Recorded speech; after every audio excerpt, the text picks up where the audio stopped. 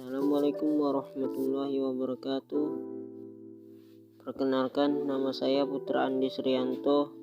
NIM saya 211057201009. Dosen pengampu yaitu Pak Muanif Ridwan, SPDI MH.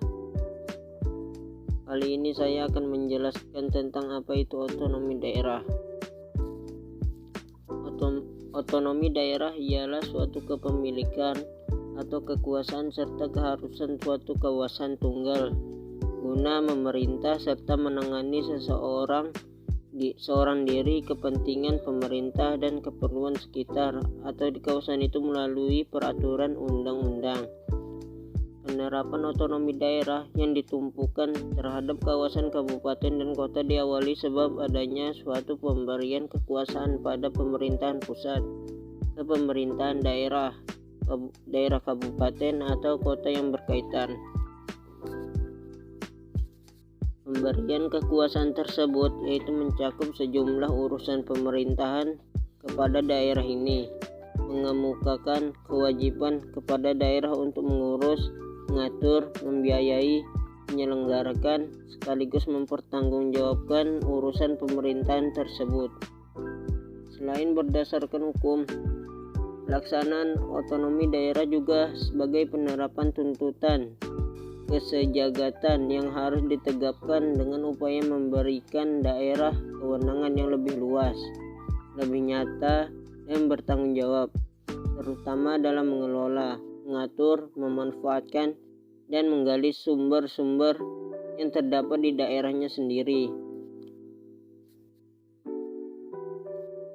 Menurut salah seorang ahli yang bernama Kansil, otonomi daerah merupakan suatu bentuk hak dan wewenang. Berikut kewajiban dari sebuah daerah agar bisa mengatur dan mengurus urusan daerah pribadi berdasarkan peraturan perundang-undangan yang sudah ditetapkan.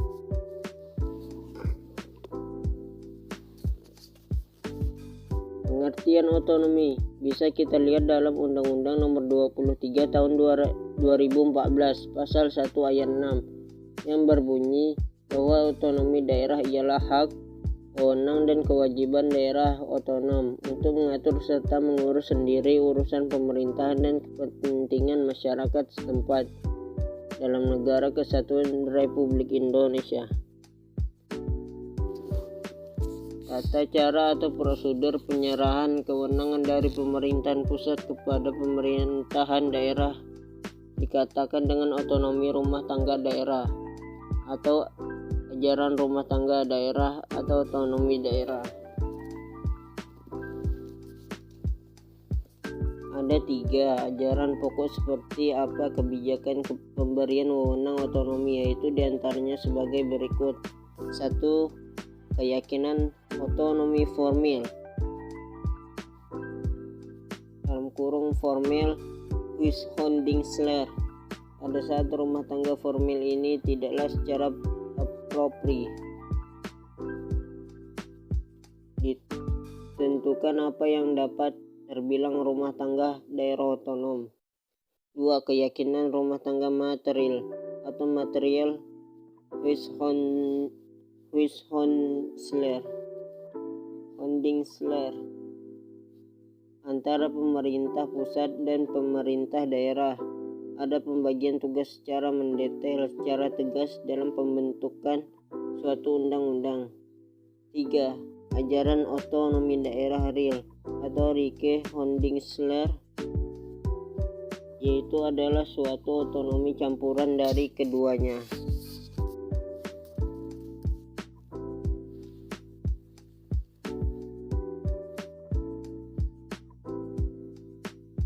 Daerah agar bisa menjadi daerah otonom yang dapat menjalankan otonomi itu sendiri dengan baik. Menurut Joseph Riokaho ada beberapa hal yang harus diperhatikan, diantaranya sebagai berikut. Yang pertama yaitu manusia yang mengerjakannya harus baik. Yang kedua, dari segi keuangan harus cukup. Yang ketiga, peralatan yang digunakan harus cukup baik. Yang keempat, organisasi dan manajemennya harus dari yang baik. Menurut AW Wijaya bahwa daerah otonom harus mampu memenuhi beberapa syarat, diantaranya yaitu yang pertama, kemauan sendiri. Maksudnya mampu menyusun kebijaksanaan daerah dan menyusun perencanaan. Yang kedua, memiliki alat pelaksanaan sendiri yang memenuhi syarat. Yang ketiga, membuat pengaturan sendiri dengan peraturan daerah atau perda. Yang keempat, menggali sumber keuangan secara individu atau sendiri.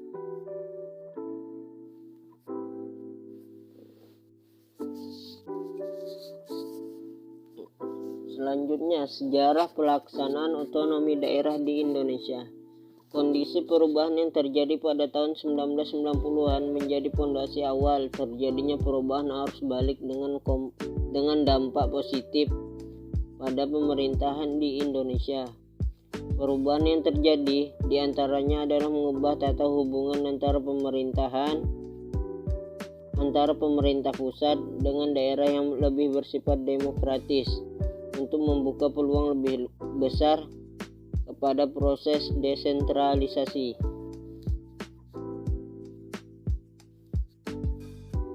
Persatuan Sarjana Ilmu Administrasi atau Persadi bisa dicatat sebagai salah satu pelopor dalam wacana ini, dan juga Masyarakat Ilmu Pemerintahan Indonesia atau MIPI mengikuti jejak Persadi dalam mengembangkan macam-macam kajian kritis terhadap konsep otonomi yang tertuang dalam Undang-Undang Nomor 5 Tahun 1974.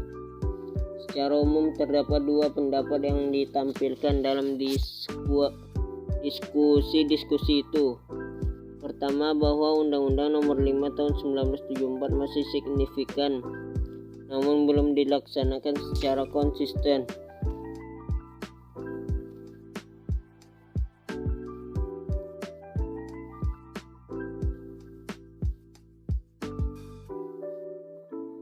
Gagasan sebuah metode pemerintahan desentralisasi sebenarnya sudah lama dilakukan oleh pendiri bangsa Indonesia.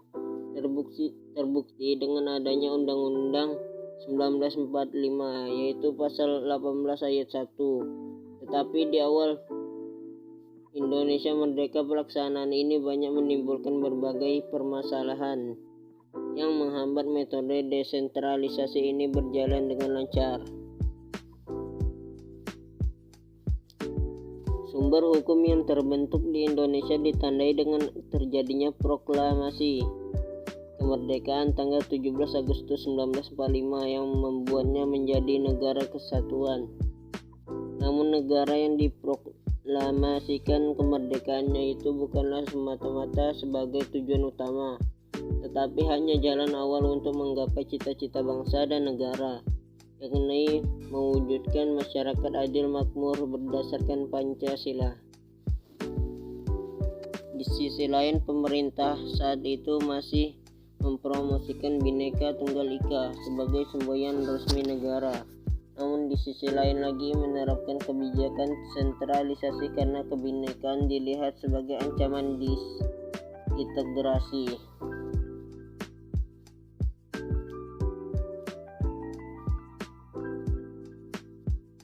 Di awal kemerdekaan pada masa pemerintahan Soekarno, Indonesia mengalami pemberontakan dan penggantian kabinet sebanyak 16 kali.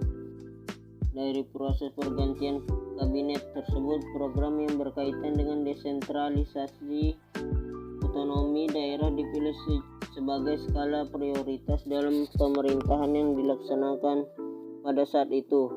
Meski pada akhirnya program-program tersebut mengalami kegagalan, tetapi hal itu telah menunjukkan pentingnya desentralisasi dapat diwujudkan di Indonesia.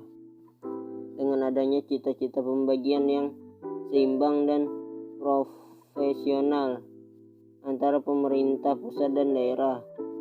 Komposisi kedua, permasalahan inilah yang hingga saat ini masih menjadi perdebatan pemerintah pusat dan daerah karena pembangunan yang dilakukan.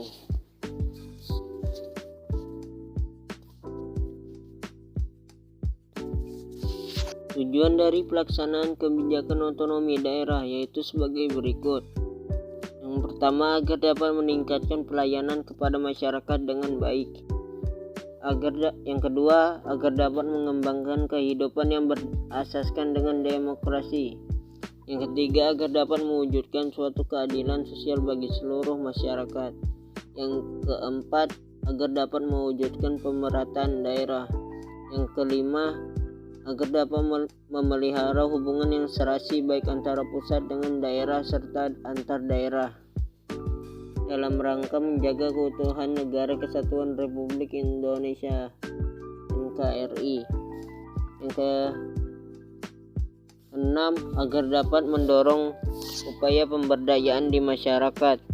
Yang ketujuh, agar dapat menumbuhkan prakarsa sekaligus kreativitas, meningkatkan peran masyarakat serta mengembangkan peran dan fungsi dari pihak DPRD.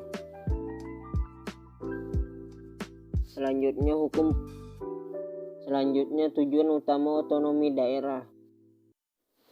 Tujuan utama diterbitkannya kebijakan otonomi daerah yakni untuk melepaskan pemerintahan pusat dari beragam beban dan mengurus urusan suatu daerah yang dapat diberikan kepada pemerintah daerah.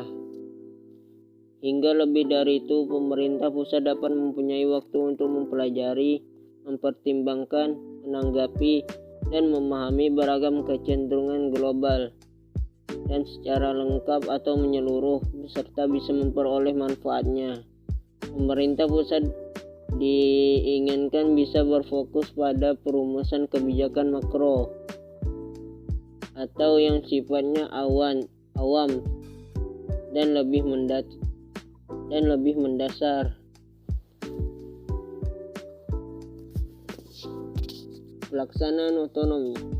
Dinamika pengelolaan pemerintahan daerah di Indonesia sering menghadapi pergantian sesuai dengan pergantian politik hukum ketatanegaraan yang beberapa kali menghadapi perubahan, yaitu masa Orde Lama, Orde Baru, dan yang saat ini adalah Orde Reformasi. Penetapan Negara Kesatuan dengan sistem desentralisasi sebagai dasar berdirinya daerah-daerah otonom sudah menjadi pilihan sejak awal berdirinya negara Indonesia. Sekian, terima kasih. Assalamualaikum warahmatullahi wabarakatuh.